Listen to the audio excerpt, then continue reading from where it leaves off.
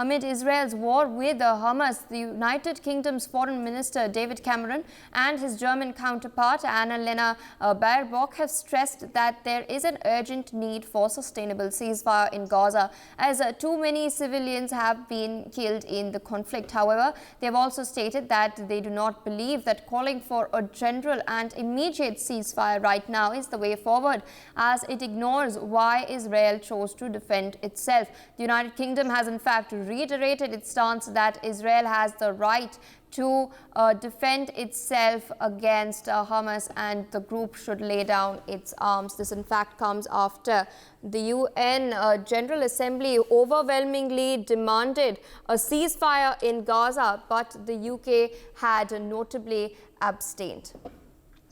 Meanwhile, still with us on the broadcast is Mr. Sanjeev Srivastav, international affairs expert. Sir, what do you make of the stance that the UK and Germany have taken? They are, of course, backing Israel, which is also backed by their ally, the United States of America. But right now, it seems that they are, in fact, taking a very careful posture at the moment, looking, in fact, at the loss of lives and the death toll that is continuously rising in Gaza. They have advocated for a sustainable ceasefire. What do you make of their stance? Well, Pia, I think they have taken a very wise stand on this issue, and they are calling for sustainable ceasefire, but not the immediate ceasefire. And immediate ceasefire, I think neither United States of America nor their other European countries, they are supporting, precisely because Hamas is still there in Gaza, and till the time Hamas's rule in Gaza gets over and they substantially get decimated and weakened, I think that is a kind of imperative Israel has.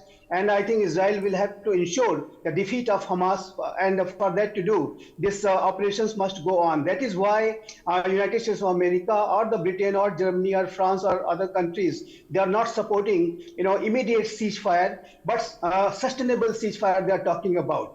And that is a very wise stand they have taken, because there has been enormous amount of civilian casualties already happened. More than 18,000 people have lost their lives, and most of them are women and children. And I think humanitarian crisis, the kind of humanitarian suffering is there in Gaza, that is certainly a matter of very serious concern for every responsible nation of the world, including the United States of America, including Britain, France, Germany, etc. And India has also, our Prime Minister Narendra Modi and our representative at the UN, we have raised our concern with regard to the loss of civilians, and we have talked about de-escalation. So I think the suggestion is very much clear from the European countries to Israeli defense forces, that they will have to carry out their operation in such a manner that it